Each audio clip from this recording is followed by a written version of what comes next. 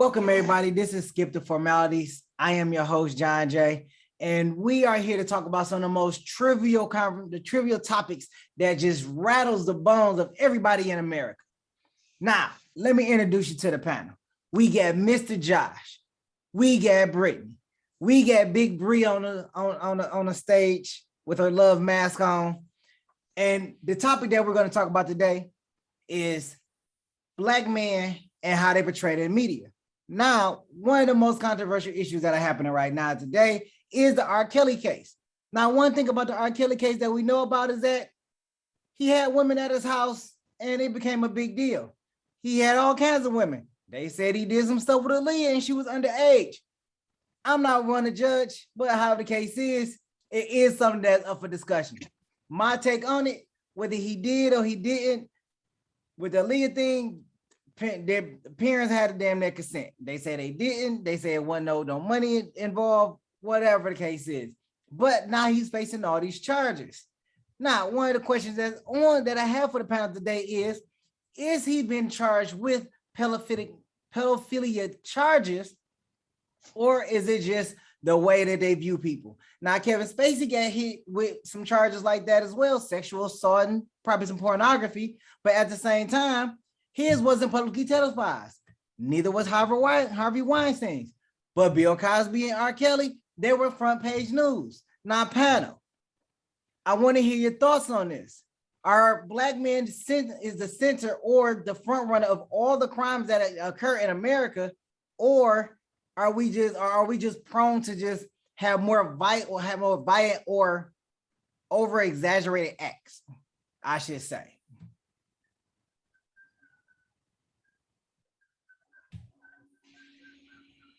Now, Brittany, you have something to say? I see you looking.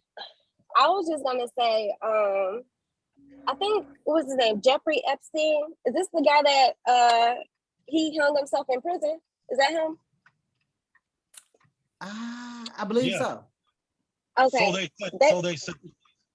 Yeah, I think that was a hit. That was an inside job because a whole bunch of people was about to go down, especially that whole mansion or resort he had offering those little kids like little sex workers and stuff. That was a hit because it was so many people wrapped up in that. Especially, I think Trump was wrapped up in that too. But I mean, Black people, we always gonna get the shorter end of the stick. We always gonna get dicked, regardless of if it's the same charges or not. We always will get crucified for it. The same way, like they say with light skin or dark skin people, they will always say the darker skin person looks more evil than the lighter skin person. If they have, and they both have the same crime. That's true.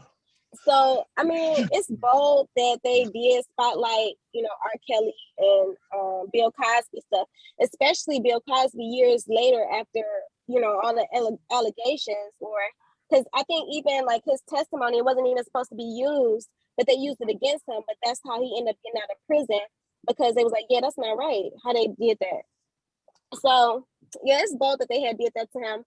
And R. Kelly, I mean, they had to know, of course, like, because his Aaliyah's parents had came to like the wedding and stuff, or they already knew about that. So if they didn't sign the consent form, how the hell could they either get married? Well, especially if she was supposedly underage or whatever, but they said she got a fake ID. Yeah, they did mention the fake ID, and the parents knew. My additional take on that is that, there was some greasy palms going on. Here's a little bit of this money right here. You had that little bit of hush money, but now it's all said and done, and it's only one party that can speak for themselves. So it's one party versus another party that can speak for themselves. Everybody pretty much gonna side with the parents, like, oh, well, hey, he's a predator. He's stalking little young girls, or how the case is like that. Just like they had the thing where, they was talking to the girls and the girls was all like, oh, well, we wanted to stay here and all that stuff like that. And it's like, well, no, he won't let them see their parents. Well, if they over 21, I mean, I don't really see what the problem is. If they don't want to see you, they don't want to see you. They out there living their best life in a mansion. So, I mean, however they want to approach life at that point in time, they over 21. I really don't. I just believe that some palms will grease with any of these girls. I just believe some palms was greased, and then as soon as R. Kelly said, "No, I'm not giving you no more money," then it's, "Oh well, he kidnapped our daughter. He did this, he did that." Now, don't get me wrong. I'm not vouching for the man. I'm not doing that. I'm just saying that the parents didn't do their job. Because if the girl, if it was a teenage girl, she was 16 and she'd been living with R. Kelly all this time, you telling me at no point in time you decided to call the police and had them go over there? Like it makes no sense. Like, well, we've been calling her. Okay, so you knew where she was at. You called the police. Police said they couldn't help you because you knew where she was at. Nothing else happened after that. And all of it is as long as they're under the age of 18, you telling me the police can't do nothing. Nothing. It's just a done deal at that point. They just free to reign. That's it. That's hard for me to comprehend. I think the only charge that you can do if they over 18, you can say kidnapping. I mean, if you could do a kidnapping under and over 18, kidnapping or sex trafficking or things of the sort. Yeah, they hit them with sex trafficking. They hit them with that too. Sex trafficking, sexual assault, child pornography. They hit them with a lot of charges. But how do you hit somebody with sex trafficking that didn't do that? That's really weird to me. Sex trafficking is a really specific charge, and to my knowledge, he never did that. I don't understand that. I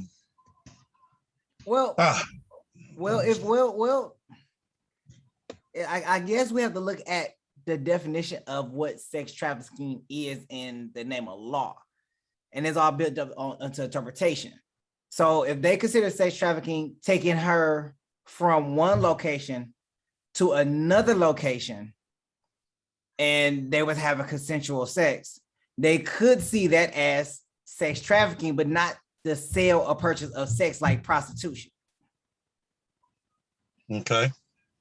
So if he took it from Chicago to Atlanta, they had consensual intercourse in Chicago and had consensual intercourse in Atlanta.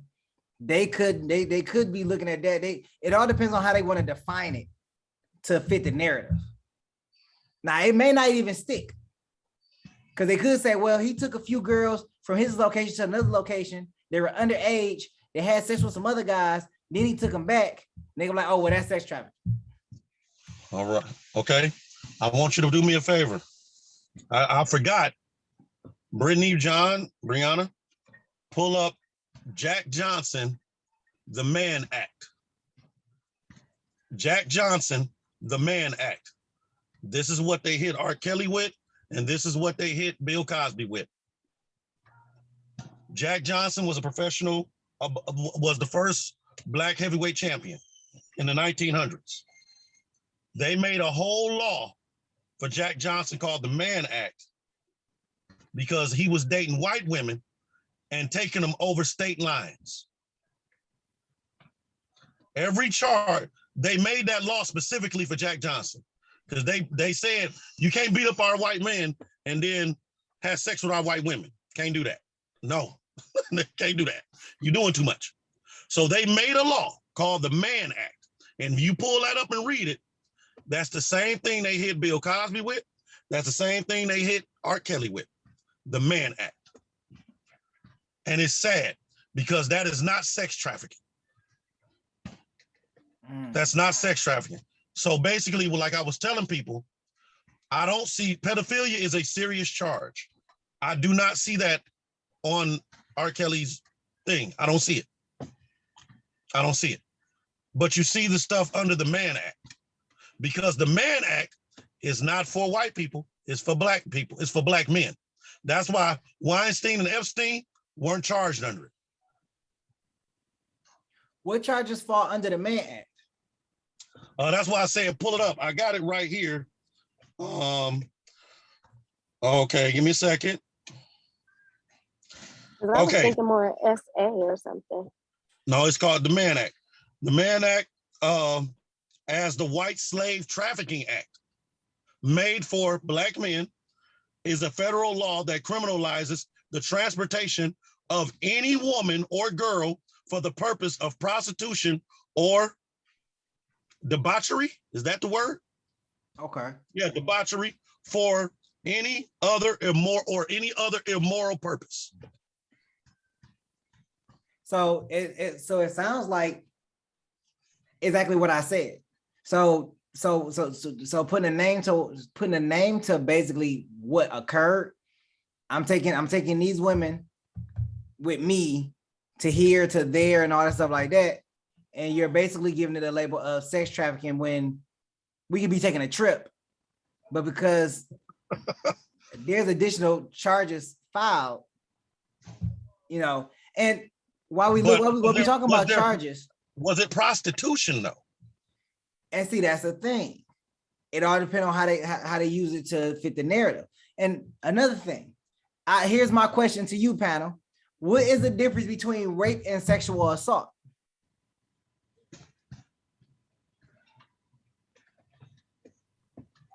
One is consensual and one is not.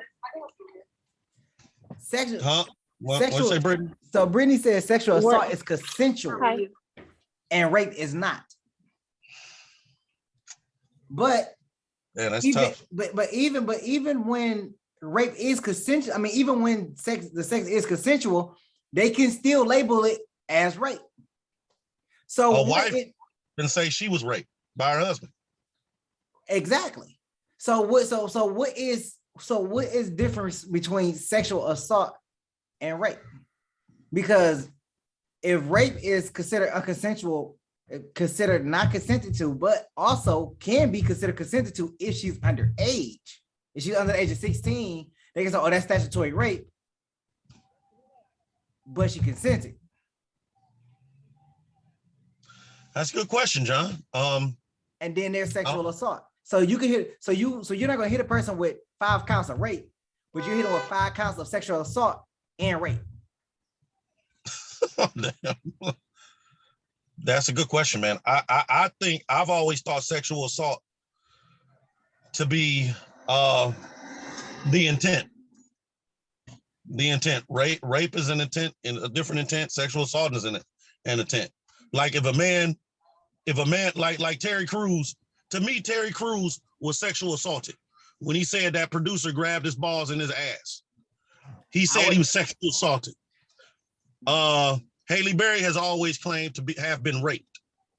I was raped by. So to me, rape is force. You know what I mean? Sexual assault is, what's the word I'm trying to find here? Sexual assault is suggestion. Would I say that? Suggestion. Okay. And rape is force. Am I saying that word right? So let me see if I could break it down a little bit. So what I'm hearing is sexual assault is the intent to propose a sexual act, whether it's physically touching, coercing, or how the case is. And rape is the physical penetration in some way or form that results in an uncomfortable action. Because rape has to have some kind of penetration. Yeah, I can see that. But then again, John, how do we have the military would show these videos called the USAFR videos, sexual awareness, right? Okay. And the reason why I stopped attending them and they would just write me up is I told them it was bias. Basically, in the video, they would have a woman consent to sex with you. After y'all had sex, she would say, I wish I didn't do that. And they could charge you. They could charge the man for rape.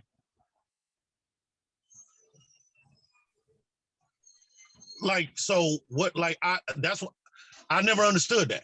But that's still, a lot of that is still going on today.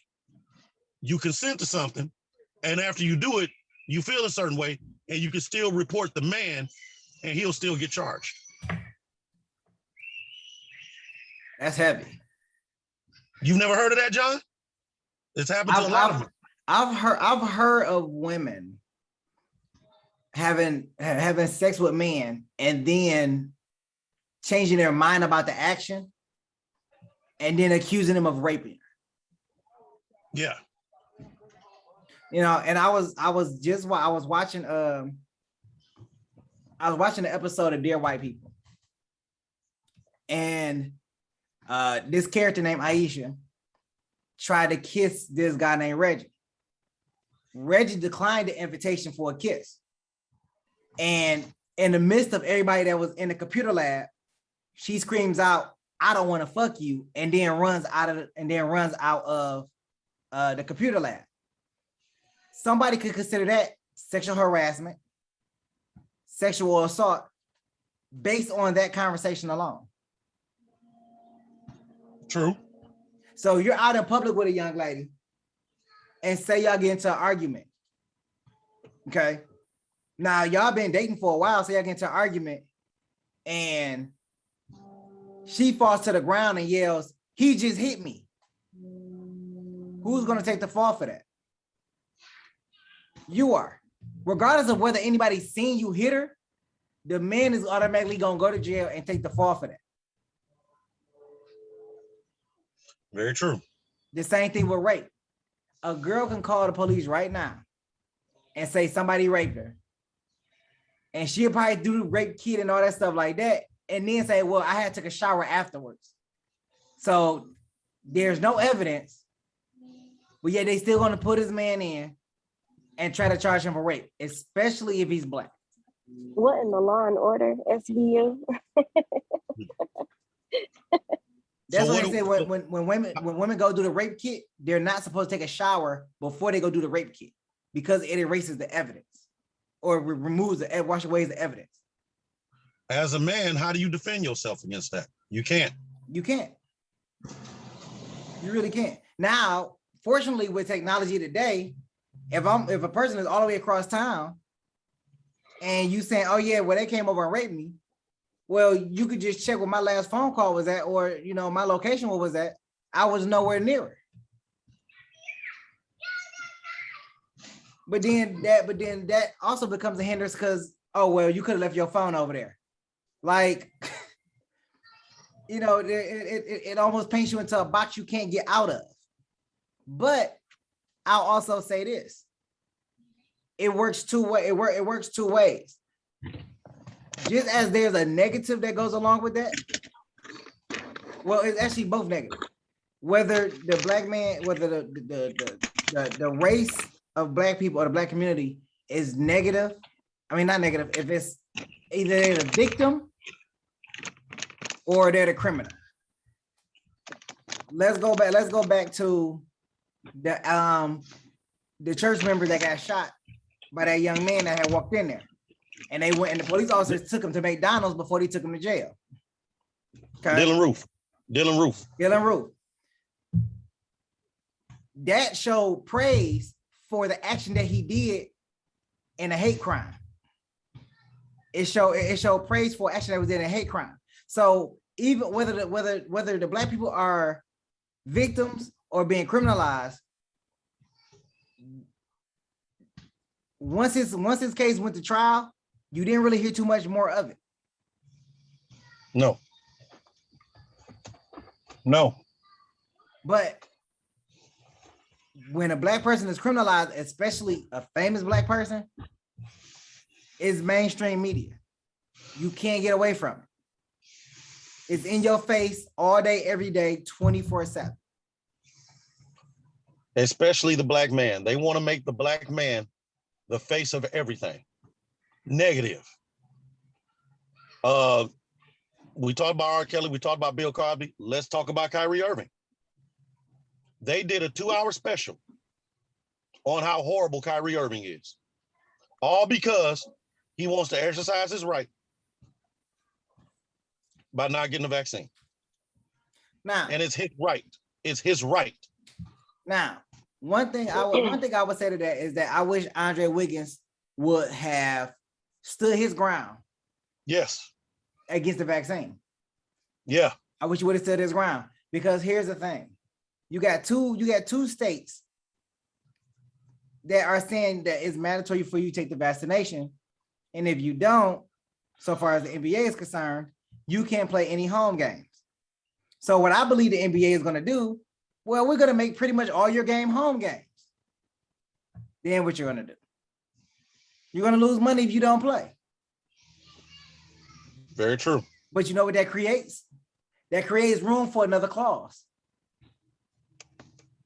Now they do have now in certain leagues like football, you know, you get like a guarantee.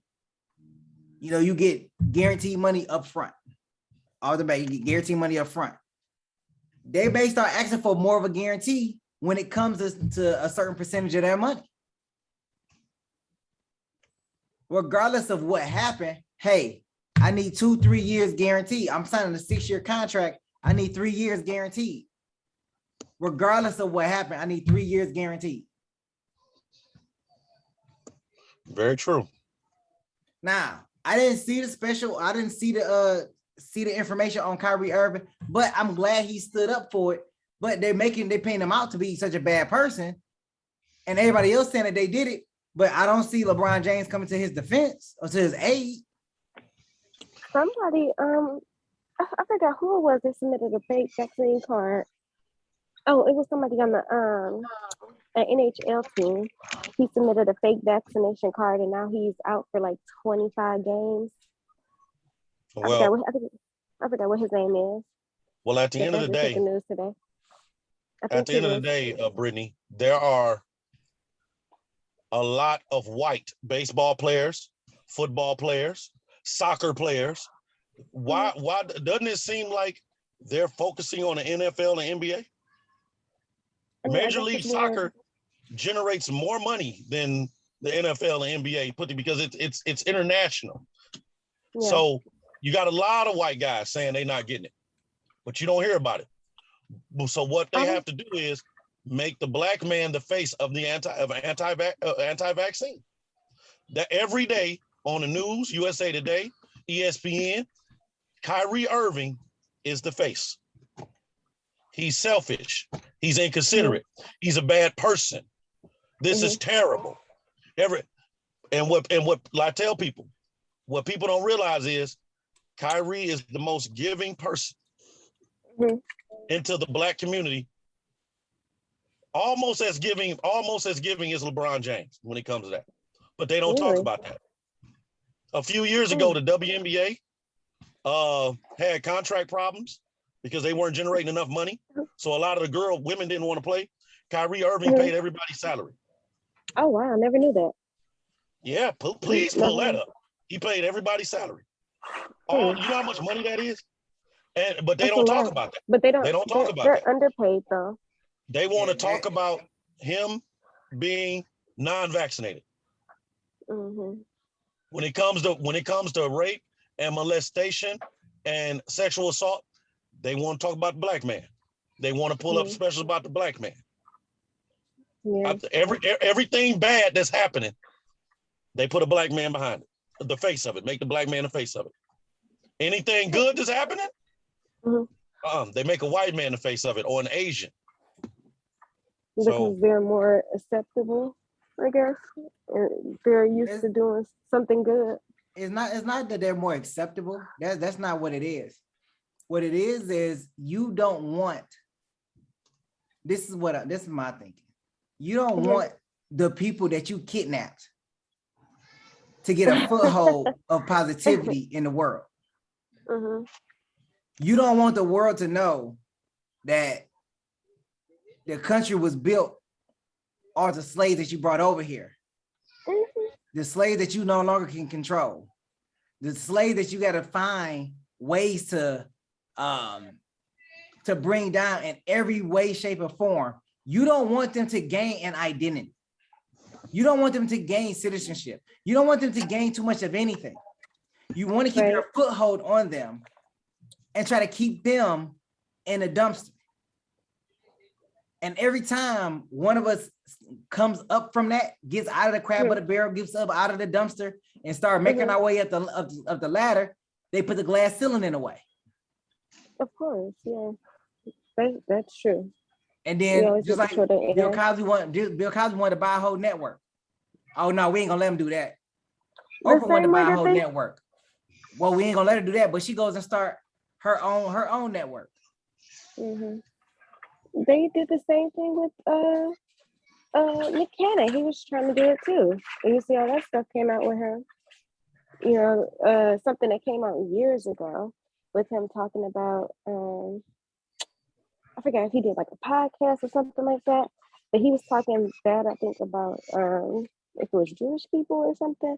But he was talking something like it was something like he didn't understand, and they had brought that up from out the woodwork. Like, yeah, he said this about us, cancel him. I forgot what it is. This happened a couple of years ago. I remember But that. He was trying to get his own little station or something too. I don't know if it was similar to like Nickelodeon or whatever. But Nick Cannon, he's literally on everything. And they tried to cancel him. They definitely keep a heavy hand on. They definitely keep a heavy hand on our progress, regardless of what it is. They keep a heavy hand on it. There's not an industry that you can go into or a town that you can live in without them keeping a heavy hand on top of the Black community from prospering. There's only so much we can Definitely agree. And somebody had came up to me years ago. I was working at Joe Dumars Field House, and a guy came up to me and had the greatest idea. He said he was like John. He was like, tell me why there's no job fairs in Detroit. He's like, name a job fair you seen in Detroit. And I'm thinking, I'm like, bro, I'm like, it's job fairs everywhere. He was like, but there's no job fairs in Detroit. He said all the job fairs are on the outskirts of Detroit. And I don't know if anybody ever been to Joe Dumars Field House, but it's pretty big. And the guy was like, there's never been a job fair in Detroit. And he's like, well, we need to change that. So I told him, I said, well, you let me know what you want to do and I will help you. And I've talked to this gentleman on several occasions during my tenure there. And we could never really get it going. And I posed him a great question. I said, well, everything going on in the world, how can we change the Black man's image? Or just Black people's image, period. How can we change it? How can we make it a positive staple, not only in the neighborhood, but across the world? How can we do it? He could not give me an answer. Wouldn't it have to start with the media? It would have to, because, people get their, misconception that, Black people is violent because of rap music or, different types of films or stuff that we produce. So I guess it's with that, like changing that starting with that aspect, I guess. I'll say hi. Yeah, true. I mean, you could start with like the everybody's media. Everyone say like, oh yeah, they're gangbangers. You could, and really, that's a good idea. You could start with the media, but here's another angle. You can't start with something that you can't personally influence. Well, so again, how can we change the Black image to a more positive staple worldwide? First of all, here's my take. It does start with media, but think about what people are adapting first from the Black community and the Black culture. Everything. No. The very first thing is our music. If we change our music to stop talking about our struggle, how women are bitches, how we treat them, and made it a little bit more positive or more insightful to our lifestyle. And what I mean by insightful is you don't really see any other culture out there talking about how this bitch, what I did to that bitch, what bitch I got pregnant. You don't hear that stuff. You hear about heartbreak. We love America. Old Town Road. Chilling at the bar with your homies from high school. Can I take it? Can I take it a step a little bit further without getting too deep? Mm-hmm. And John, please roll with me on this. Please try to, okay? Brittany, try to roll with me, okay? Mm-hmm. I'm gonna tell you where I think it needs to start. And you know what I'm gonna say a little bit. John, growing up, Brittany, growing up, were you ever taught to appreciate yourself? No. You were raised and taught. Were you ever taught to appreciate yourself? And the reason I'm gonna say no, I'm gonna prove it to you. John, you were taught to praise and appreciate Jesus. I was taught to praise and appreciate Jesus. Everybody was taught that. We were never taught to praise and appreciate ourselves. And I'm gonna prove it. Every time you get paid, when you were in church, you were taught to pay the church first, then pay your bills, then pay yourself. Am I right or wrong? Mm-hmm. Right. Yeah.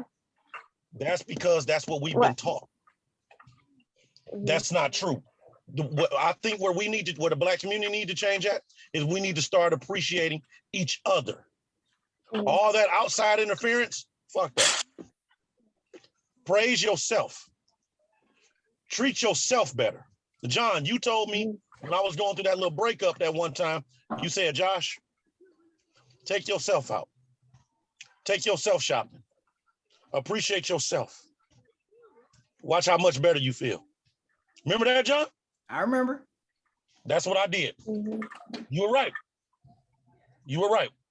In our society, Black folks have been taught to appreciate Jesus, to praise Jesus.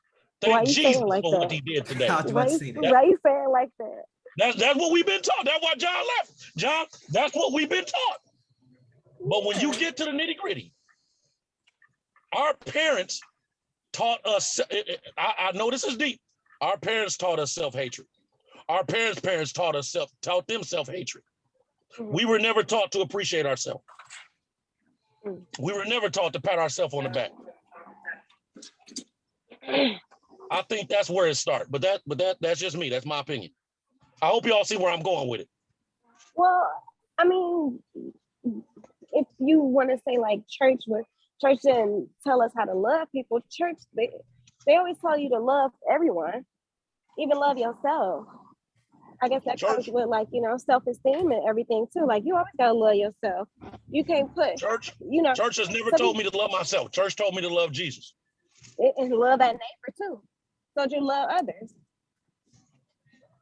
Mm-hmm. So I mean, it just depends. Like, yeah, my family, we all grew up, we have a loving relationship, regardless of how how fucked up shit can be. We still love each other. But I still love myself too. But I guess it just depends what that church focused on.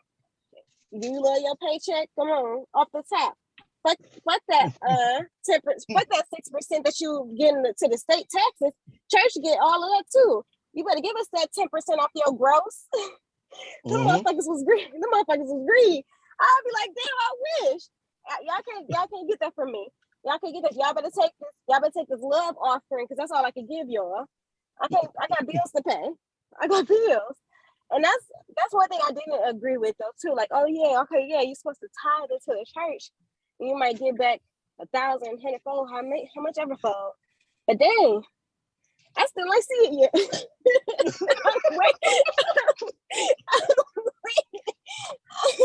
I'm waiting. So like I need a couple folds. I need some bands to fold for real. So that's my sense. Now I agree. Now I agree with both of y'all. I see each one of y'all point of view, and I'll take it a step further. What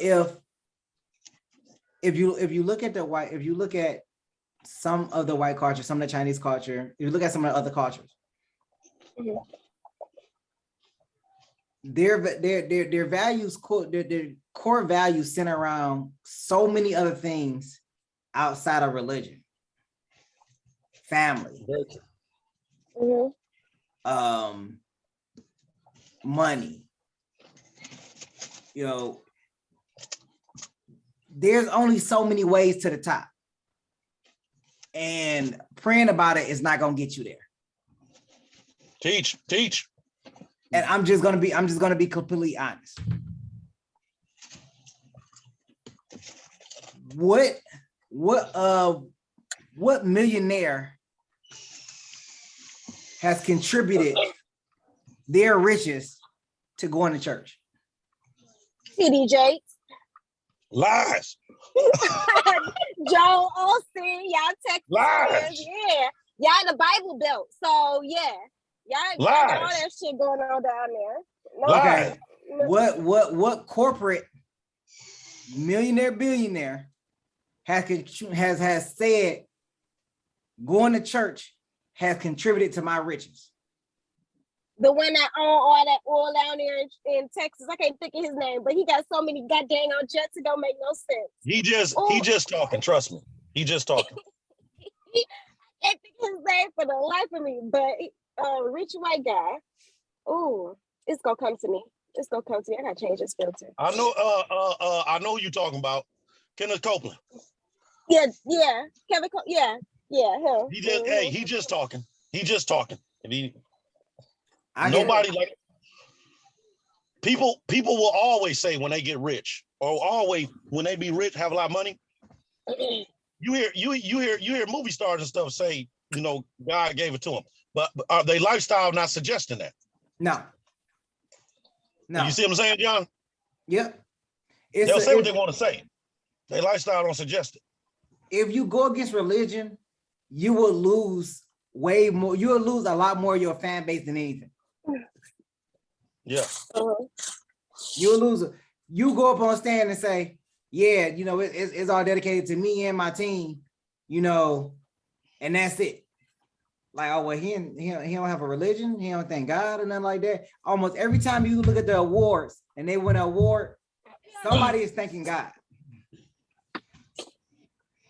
But they don't never say, they don't give a specific God. They might just say, I'm thanking God, not like Jesus, Muhammad or whoever, they'll never say anything like that in particular. Just they God. don't. But if you went and asked a millionaire for their advice and say, hey, how can I become like you? They tell you to be frugal with your money, get mentors. They don't say go to church and pray about it.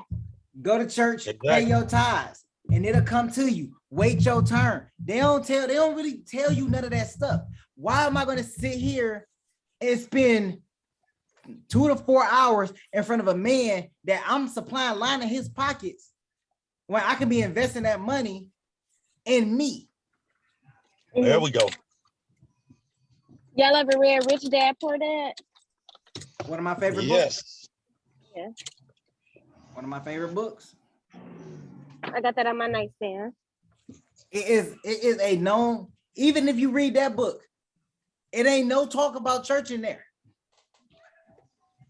Mm-hmm. Or paying tithes or anything. The Black community is so deeply rooted into the church. It is a literal hindrance. That's my take. It's a literal hindrance. There is not, when I hear people say God is good, I just look at them and say, well, what's good about it? Because your struggle is your struggle hasn't even hit a major milestone. You tell me if you make $100,000 a year, you're gonna turn around and give 10% of that to the church? No. I don't see it happen. You know who give 10% to the church? Low income and medium income families of the Black community. That's why they build mega churches in those neighborhoods. Boom. Because I can tell you right now, there is no mega church in the suburbs. I ain't seen None. There might be some big Now, churches. you could talk about Triumph. You could try to throw them out there, but they try to stay so close to Detroit. It don't make no sense. I was gonna say, what do you mean by like mega church? Like, because we got mosques out too. You know, are you just talking about like any type of mega religious? I'm talking about that church, that is as big as Greater Grace is big. That's on 7 Mile. The other church on Grand River and right there by Northwestern. That church is massive. There's another church on Outer Drive, off of Southfield, that's massive, and all those are in the neighborhood. Well, it looks like people are tithing their money. There is another church that's that my sister go to, that's in Southfield, but it's right off of 10 Mile, but it's accessible to a freeway. So it ain't that far from a church. It's in Southfield, but it ain't that far from Detroit. And it's massive. Like their driveway is probably as long as a mansion. It's one, it has like 3, it's one on like Gloucester, and I think it's 12 Mile, 11, is it? I think it's Gloucester and 12 Mile. It's like a Baptist church. It's big, but they have like 3 buildings along with it though too. So will that count as a big church? Or it just has to be like one big facility? That would definitely count as a big church, but why do you need all of that? It's a school in one too. It's a Baptist church, and then they got a school. I think it's like Southfield Christian. That takes tuition. Exactly. I don't know. I don't know. They know, hey, God told them to build a school and get tuition. I knew a girl. I used to work with her. She sent her kids to school, and the tuition was $15,000 a semester. Okay, serious? So and it was a religious school, and I was like, it's a lot. They were like, you should send your son there. No. What about Montessori? Because those have like faith-based upbringings to them. Do they? I was going to send my son to Montessori, but then when I realized it was a tuition, I was like, well, education can be free. But look at the quality of it, though. Damn quality. I mean, think about it like this: if you're gonna pay for education, right? Mm-hmm. Mm-hmm. And your kid still becomes a failure.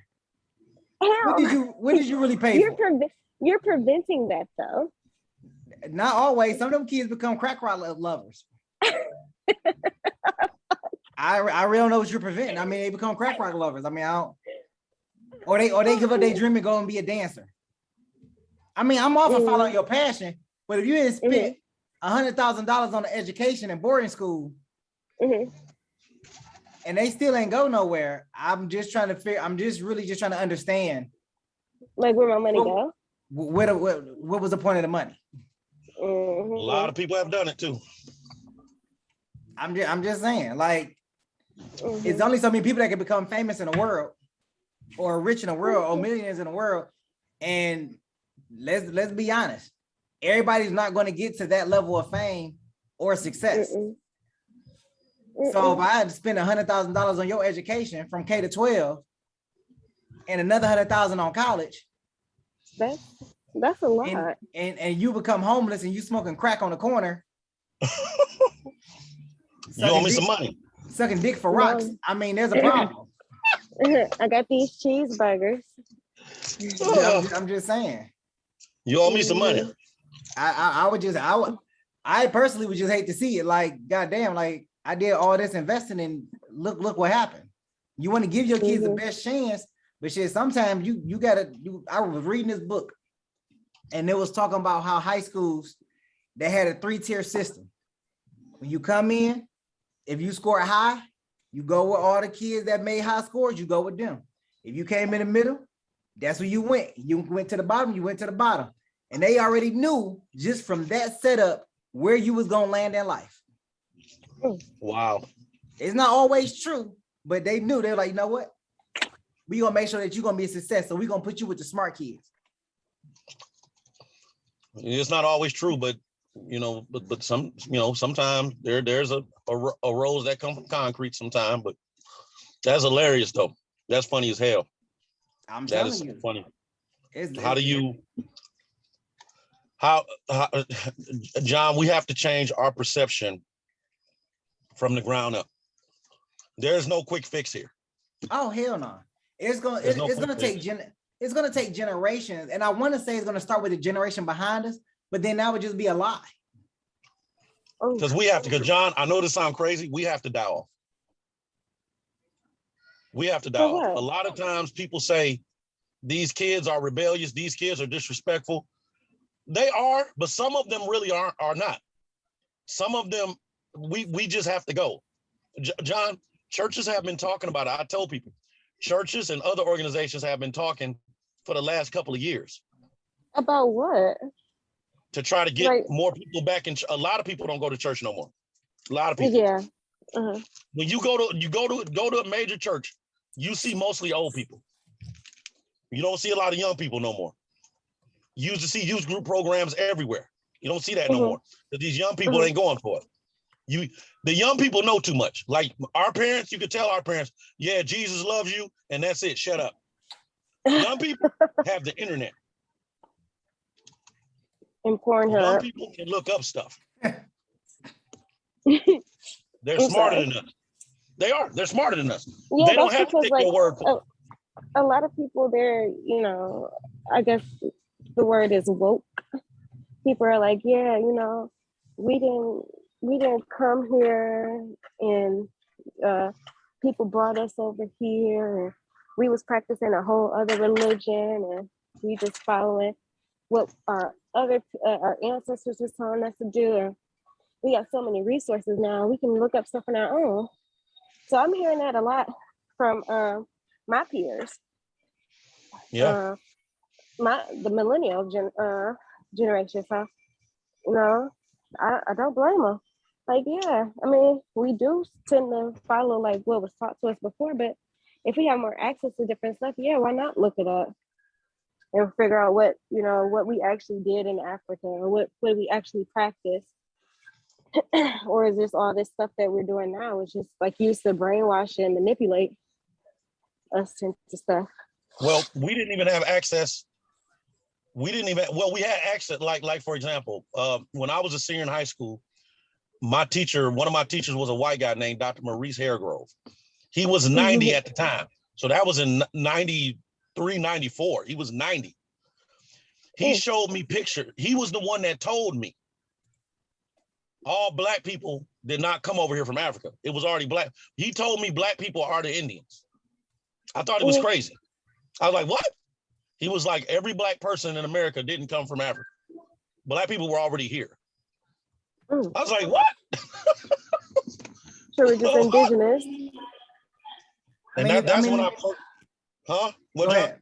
Well, the thing was, that's when he was explaining our parents, like for example, if our parents would have took the time, instead of taking us to church, took us to some real libraries, like the Vatican has a library in Rome. I mean, of course, you need money to go, but they said you would be shocked what you saw in some of those books. Because John, I've always asked people, at the Vatican in Rome, it's a closed off city, right? Right. And they give tours, right? Right. Why, you're a religious organization. Why do you have an underground bunker with history books? Why do you have that? If you think of it too, like as how I think they did it in Afghanistan or Iran. They went through and they burnt all the libraries and stuff. So they got rid of history.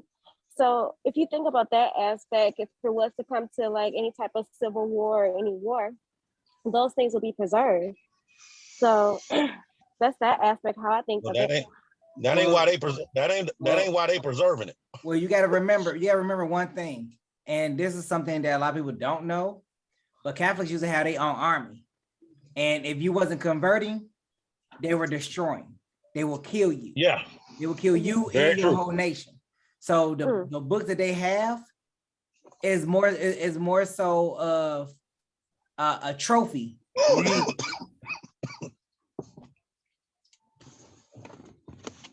Yeah, are you okay? Yeah. So a lot of people don't understand that. Like Catholics used to be savage. Catholics were like real savage. Like it was lay down and stay down with them. Yeah. Yeah, raping and pillaging, huh? It was lay down and stay down with them. Like they didn't originate going into other towns and taking out their history. That was more so like doing like proceeding like around like Alexander the Great and proceeding them a little bit, and then other like warlords, especially somewhere in the east, especially along the east, far east.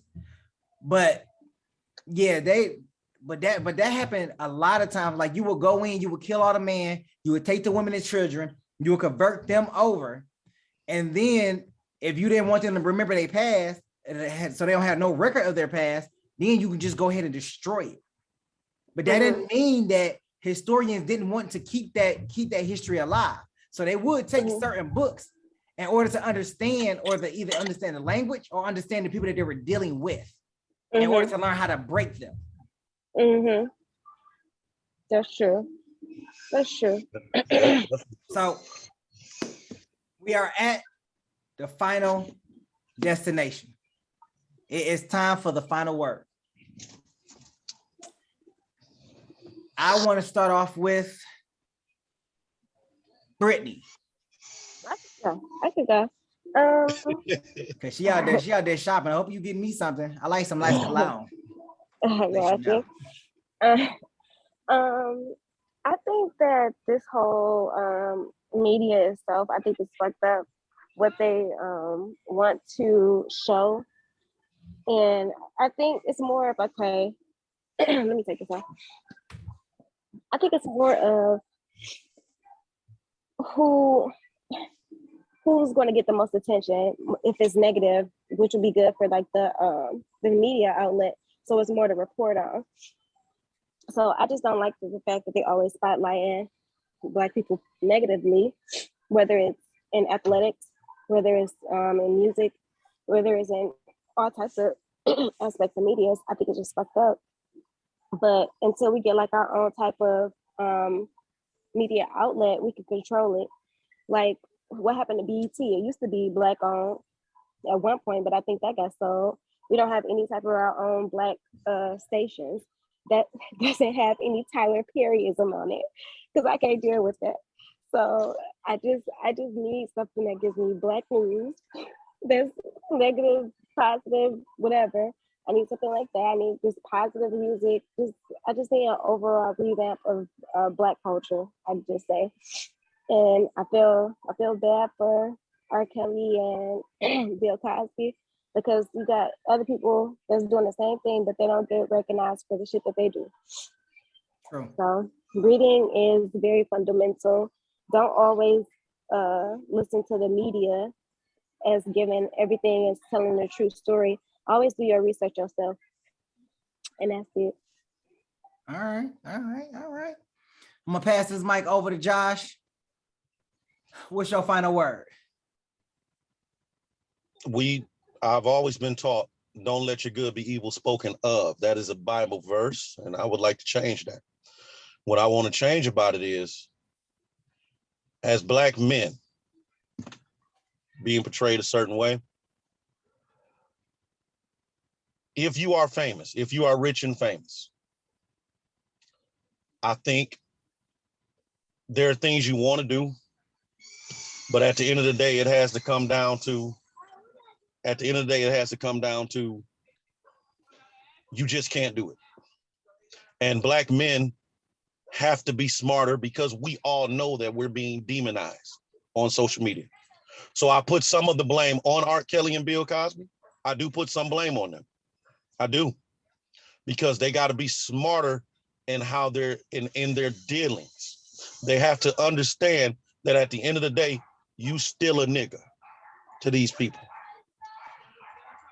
I don't know why we continue to think that we can do what white people can. We can't. And that's okay. We shouldn't want to.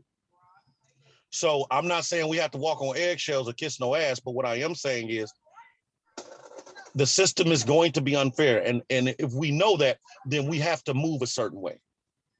You want to date young girls? Make sure they over 18, 19 years old. You want to give women drugs and stuff? Make sure they sign a consent that you're giving it to them. There was a show called The Game. I don't know, Brittany, do you remember The Game? It had the Tia Tamara Marian, and it was like football stuff. Yeah. The star of the show named Malik played a star quarterback for a major football team, NFL football team. Malik would have women sign consent forms before he did anything with them. And people thought that was a bit much. Do you think that now? When you're rich, you got to move different. If you rich and a black man, you got to move way differently. And that's just the way it is. I know it sounds crazy, but when you sitting in jail with multiple charges, you're going to wish you rethought it. So as black men, we need to think better. We need to move different.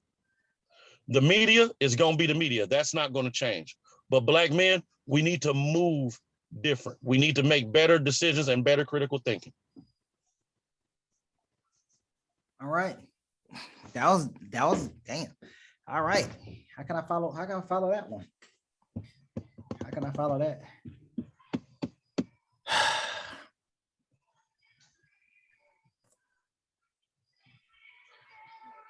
As a black man in America, I'm faced with multiple prejudices. I'm faced with multiple concerns. I am faced with deciding whether or not to ride with my community or not. I have my own discriminations against that. But the way we are portrayed brings about a whole different type of mindset. I know what happened in my community. I know the good people, I know the bad people. But just like in other cultures and communities, there are equally good and bad people. You can't show me on the news a whole bunch of little white kids that did a little drive for a family when it's black kids that do the same thing. Why is it that when we see some black people do good, we think there's a scam behind it? There's a scheme. It's because of how we're portrayed. And it's not just how we're portrayed in music and movies. It's how we identify ourselves. We identify ourselves as thugs, hustlers, players, pimps, savage, bitches, hoes. That self-appreciation is not there if we are to look at ourselves and demonize ourselves on our own accord. Think about it. We can argue all day the difference between nigger and nigger. But the bottom line is, it's still a demonizing word. You can change the meaning of a word, but you're not changing the actual vibe and emotion that goes behind it. I can't sit here and call my fellow brother a nigger. Do you think Philadelphia is called the city of nigger love? No, it's brotherly love. But we want to classify, oh, well, we took the power back for nigger. You did not take the power back. You're just using it in exchange for another derogatory word to bring you down. You can't use it in no positive or negative form, because it's all negative. There is no if or and or nothing about it. It's all negative. Josh was right. We have strayed so far from self-appreciation that we do not put ourselves first, humble ourselves first, love ourselves first. That's why we have the highest divorce rate, because we don't love ourselves. We don't cherish ourselves. We are subject to our own mutilation, while everybody is trying to adapt our culture. But we are our own problem of self-destruction. We're still chasing the fame of another culture instead of bringing fame and praise to our culture in a more positive attitude. And then when we do get there, you turn to situations or end up in situations like R. Kelly and Bill Cosby and a few others. We go from nothing to something and lose the whole mental mindset of watching out for oneself. Even to the point where you're afraid to bring people along with you because they cannot escape the negative mentality of, oh, man, we thugs all day long. Oh, we from the hood all day long. Why can't we be better than that? Why is our mindset so trapped into the systematic racism that was built around us for the neighborhood?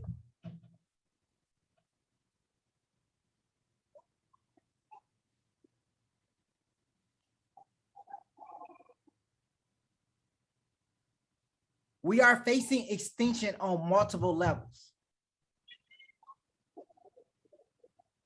And we are losing every battle that's put in front of us.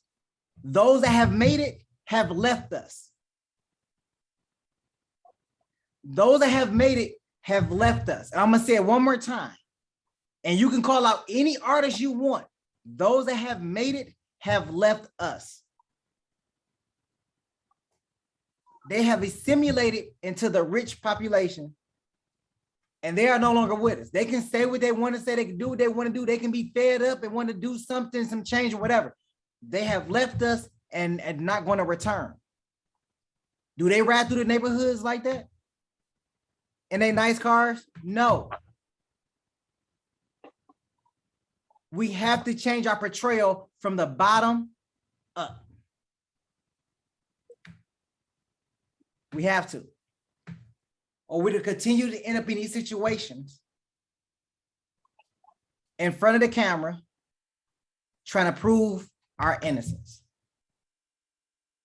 While other cultures, white mainly, can get little hugs and forgiveness and all that stuff like that over the treachery that they bring to the table. Very true. This is Skip the Formalities. I'm your host, John J. We got Josh. We got Brittany. We do this every Thursday at 6 p.m. We just having discussions and conversations. Come in, join. You got something you got to say, put it in the comments. Anything else, leave it on your brain.